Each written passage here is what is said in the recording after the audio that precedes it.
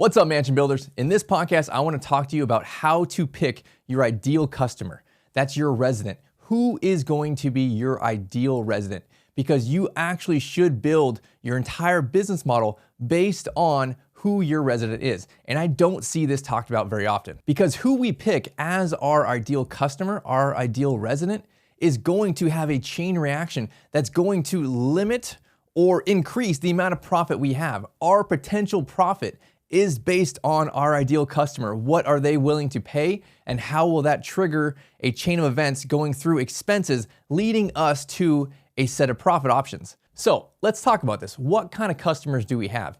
And I would frame it more in the levels of care kind of perspective. What type of service are you offering? And that kind of directly correlates into what kind of product you're gonna give them on the physical building side. And really, levels of care in this kind of end-of-life space is independent living on the very front side, more apartment style, very light levels of care. You're not really doing much. They can toilet themselves. They can probably even maybe cook for themselves a little bit. They can, you're really just there to support, make sure they don't fall and no one forgets about them. You're there to maybe do their laundry once a week. Very much Golden Girls style, right? Not a big problem to solve, and therefore you're not charging a high dollar amount. And then you really get into the assisted living side after that. And I would say, in my opinion, assisted living is broken into the front side and the back side. And technically, assisted living is still non-medical. So we're talking just ADLs. And on the front side of assisted living, you have the lighter levels of care, the lighter ADLs, right? They may need help getting up to, maybe a wheelchair or maybe a walker, getting into the restroom, but they're not fully incontinent. When you're doing feeding, they may just need help cutting their steak or hamburger in half, but they can fully eat for themselves, right? They can toilet themselves. They can, do their nightly routine. They can pick their own clothes. They can do a lot of stuff. You're really just doing kind of light levels of care there, not a big burden. But as they continue to decline, you can stay in assisted living, and you can have end-of-life care a lot of times in assisted living, and you get to those higher level of ADLs as you're getting from the stage of life where you're 70s and 80s into 80s, 90s, and 100 years old. And now perhaps you cannot toilet yourself anymore. You are fully incontinent, you're in briefs, or perhaps you get to a place where you can't eat anymore, you can't pick up the fork anymore, you can't chew anymore. You lose a lot of these functions as you get to end of life, and you get to the place where you are bedridden, you are stuck in bed, and you are there, you're bringing in hospice care, you're doing comfort type things so they can get ready to pass. So there's a lot higher level of care in that space, a lot higher increased medications that go along with that. And you can take people all the way through death in assisted living. And then I would say the next component to this is memory care. And again, memory care, you can take people all the way through end of life as well. But now you're adding an extra component to it, not just having your physical body decline and you need help walking and transferring and toileting and all those things, but now your cognitive functions are gone and you cannot communicate anymore. You may have behaviors, you may have outbursts, you may not know how to walk anymore. You literally just forget how to walk and you keep trying to get up and you keep falling on the ground and you smash your face, and it's a really horrible thing. But you can have all sorts of cognitive decline that is a big problem. It's a lot of work, and therefore it is a higher price point. So through this whole section here we just talked about, all of this is non-medical. This is not in the skilled nursing section. That's a whole nother set of things beyond us. Everything from independent to memory care is non-medical, even though we are bringing in the medical people into our homes, into our buildings, right? We have hospice and home health and doctors and nurses, all these people coming in, handling everything for us. They're just not on my payroll. So everything in this category that we've talked to in these 4 different sections can be an option for you in your assisted living type of business. And all of those 4 different categories are different customers. So who is the right customer for you? Because there's really big levels of care needs there and really big price point needs there that are totally different. So what I see most commonly when we're talking about the RAL space is I see people who have these home conversions and they stay with the lighter levels of care. pretty much the independent section into the light ADLs on the assisted living section. They don't really get into the end of life things. They don't really get into the higher levels of medications. They don't really get into the memory care and dementia side of this, right? Those are too much work and perhaps not the right fit for them, because a lot of these smaller homes that you share a room and you really don't have any medical personnel that are trained, whether they're outside services or whether they're on your payroll, that's just too much work for them. So as people decline, they move them out of the RAL home conversion into whatever is next as they are declining. And I really don't like that model. I want to have our people move in and be with me for years. We've had residents for almost 5 years that are still there, right? I don't have to fill very many beds. So it's up to you what kind of model you want to have. And I want to talk through some pros and cons on these things, because really it's just a math problem here. It's a lot of numbers. And the first thing is your income. What is the price? All 4 of these things have different prices. If you're in the exact same location, you will have 4 different prices for the exact same bedroom if you have those 4 different customers, from independent all the way through end of life and memory care.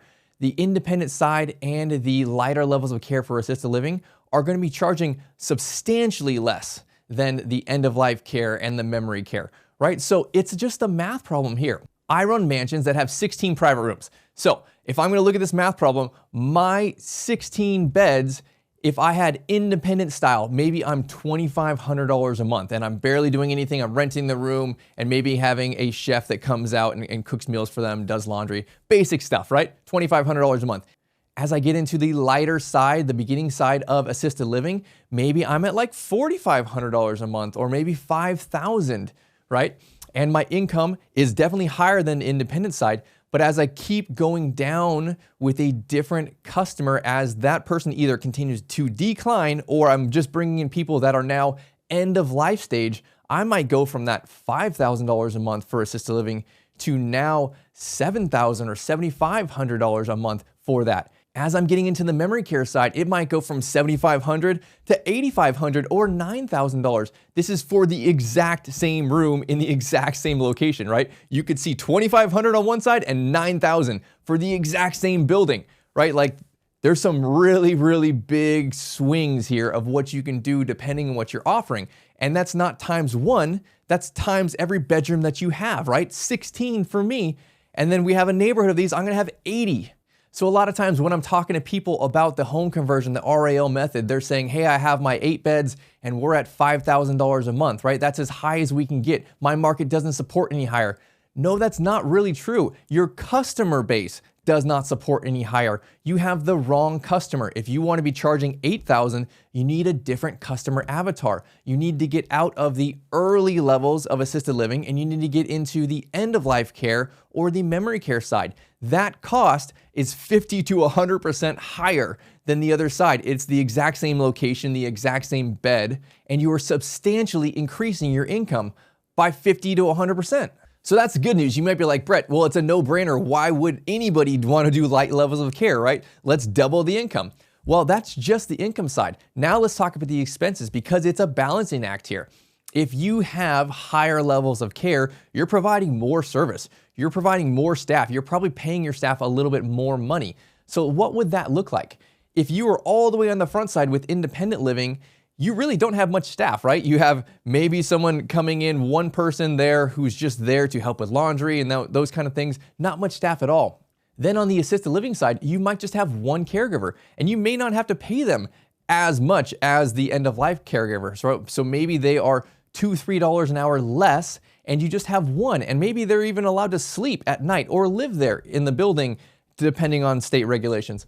And so your expenses for staffing are going to be definitely lower on that side.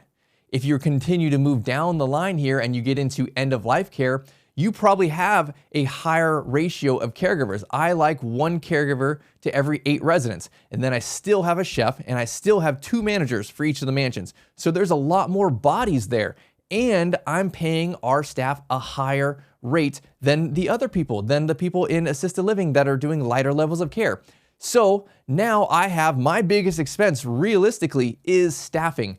Now, my income is substantially higher, but my staffing is also substantially higher. So it's a math question here of what will net the highest profit. As I'm going through these things, I personally find that the further down the levels of care I can provide, the more my net profit is. Because my income can go up by a pretty substantial amount, but my expenses, they only go up by probably a quarter of that amount. So I'm actually increasing my net profit by about 75% every time I move down the ladder and get a higher level of care customer. So then you may say, well, Brett, there you go. That is for sure the only way to go. You should do end-of-life care or memory care because you net the most profit.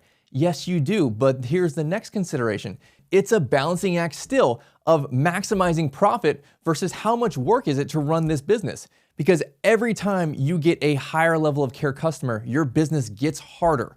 So what type of business do you want to have? Do you want to have a business that makes 40 grand a month? Perhaps you do, perhaps you don't, but I can tell you that this is the hardest business that I have ever run. Now you can bring in systems, you can bring in extra people to be able to insulate yourself from the drama that's gonna be there as the manager, as the owner, right? And we've done that, and we work very, very little, less than 1 day a week in this business because we have the numbers, the math makes sense for me to hire the appropriate staff to keep me insulated away from the drama. So it's kind of a little balancing act, and it's really up to you to decide what is best for you. So some other things for you to consider as you're figuring out who is my ideal customer and how does that relate to my levels of care.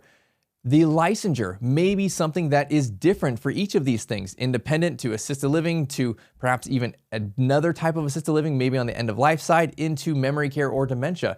Each state is different, but I can tell you here in Texas, there are different licenses and certifications for each of those levels, and they're gonna be different. And therefore, there's different requirements on the physical building, on your staff training, on the paperwork that you have. And you can't just go and say, hey, I'm here, now let me jump over here. You're going to have to jump through the hoops or at least plan for it on the front side. And that's why I think you should consider who is your ideal customer now if you have not opened your assisted living yet. Another requirement to consider is zoning. It actually may be affected by what type of model you choose to do. If you're on the independent, lighter level of care side, it may be no big deal. You may be more in a group home category, and you can do that there. But if you get to end of life and you get to memory care and you start talking about delayed egress or controlled egress and locking people in with mag locks, that kind of stuff, they may consider you I2 and you can only do commercial type zoning. So there is lots of different things to figure out on the front side, but I would say the first step, do the math. Who do you want as your ideal customer? Because it will drastically increase or decrease your potential net profit.